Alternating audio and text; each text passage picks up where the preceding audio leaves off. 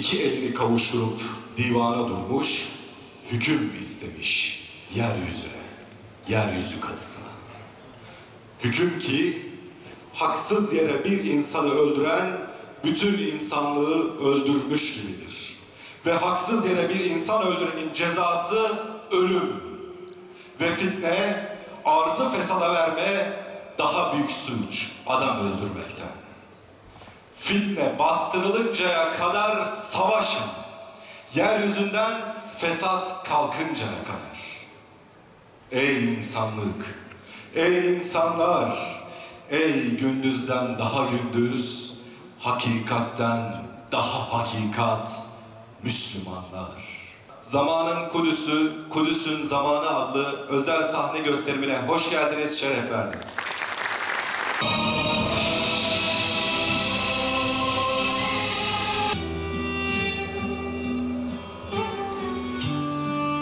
Bırakın savaşçı onuruyla ölelim. Allah'ım, ümmetin suskunluğunu sana şikayet ediyorum. Ben ki kocamış bir yaşlıyım. Kurumuş iki elim, ne kalem tutuyor ne de silah. Sesimle yeri inletecek güçte bir hatip de değilim. Ben ki saçları ağarmış, ömrünün son demlerinde türlü hastalıkların yıktığı ve üzerinde zamanın belalarının estiği biriyim.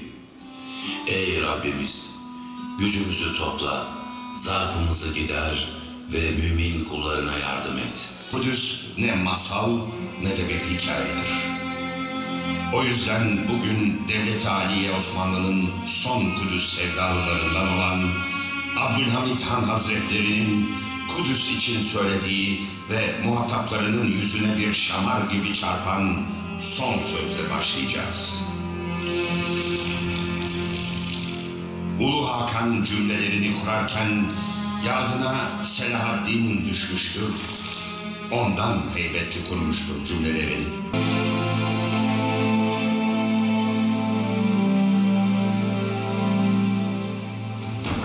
La tahzan, innallâhe me'ana. La tahzan, innallâhe me'ana.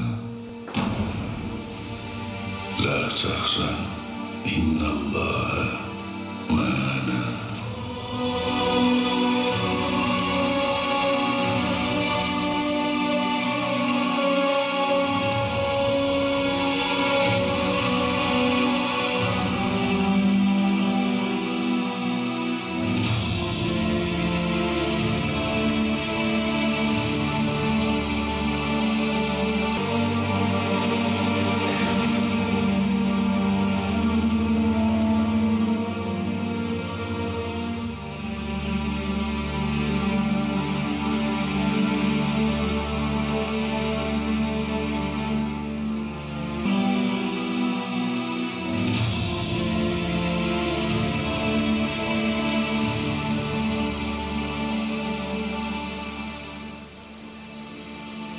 Tarafınızdan kabul edilmek ne büyük bir onur. Sultan Abdülhamit Han Hazretleri.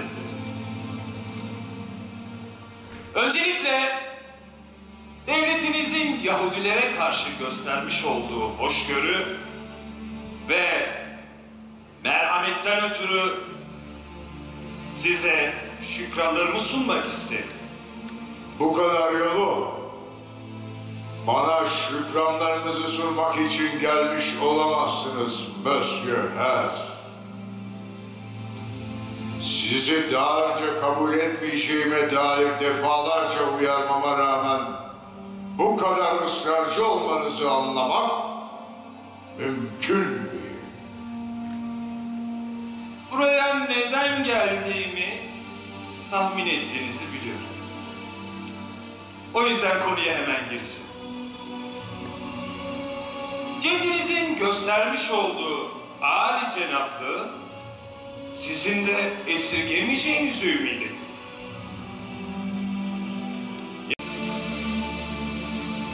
Filistin. Neden Filistin?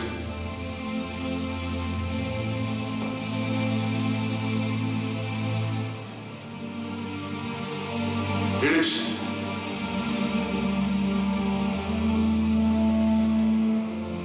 Asla!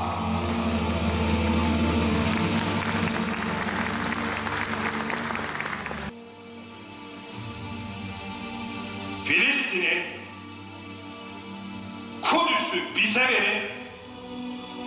Karşılığında tüm dış borçlarınızı ödeyelim. Mübarek ise yüz sürmenin zamanıdır. Bana deveme hazırlayın. Ebu Ubeyde'ye de ulak gönderin.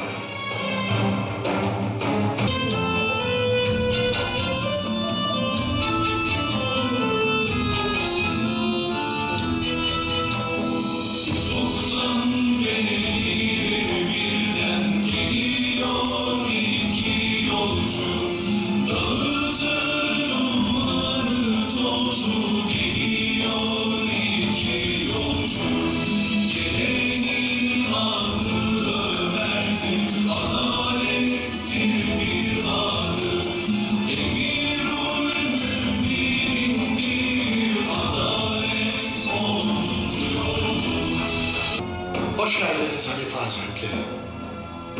Sizi aramızda görmekten ve İlyan anahtarını bizzat size teslim etmekten onur duyarım. Rabbime şükürler olsun.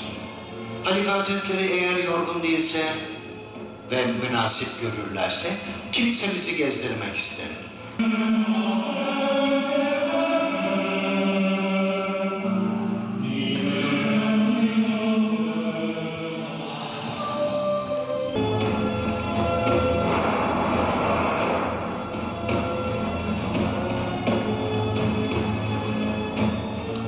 Halife Hazretleri, o taşı niye aldınız? Kilise cemaatini rahatsız etmemek için bu taşın düştüğü uzaklıkta namazımı eda etmeyi düşündüm.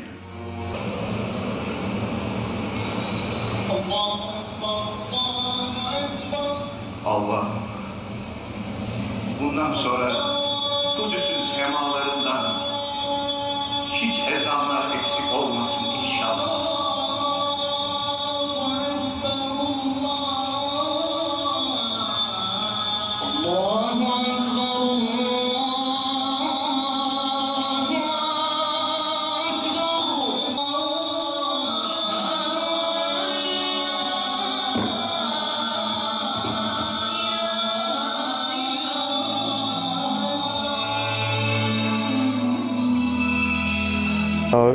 Şimdi Kudüs hakkında abi şunları söylemek istiyorum.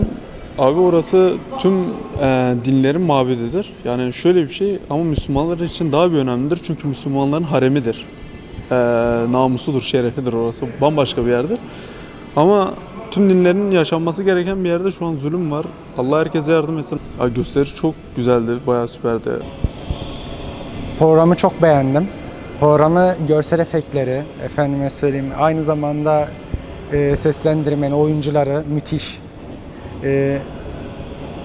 Yani nasıl söyleyeyim, beni etkiledi. Özellikle Kudüs'te ezan okunması, ezanların susmaması ve şu ana kadar devam etmesi ve bundan sonra da inşallah devam edecek. Temennim o. Onların emanetine sahip çıkmamız gerekiyor.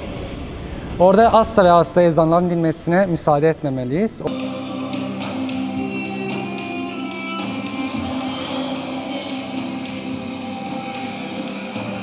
Burası. Evet. Efendimizin bize anlattığı yer burası. Fakat buranın hali nedir böyle? Gözünüz gibi bakmanız gereken bu yerin hali nedir böyle Sofranius?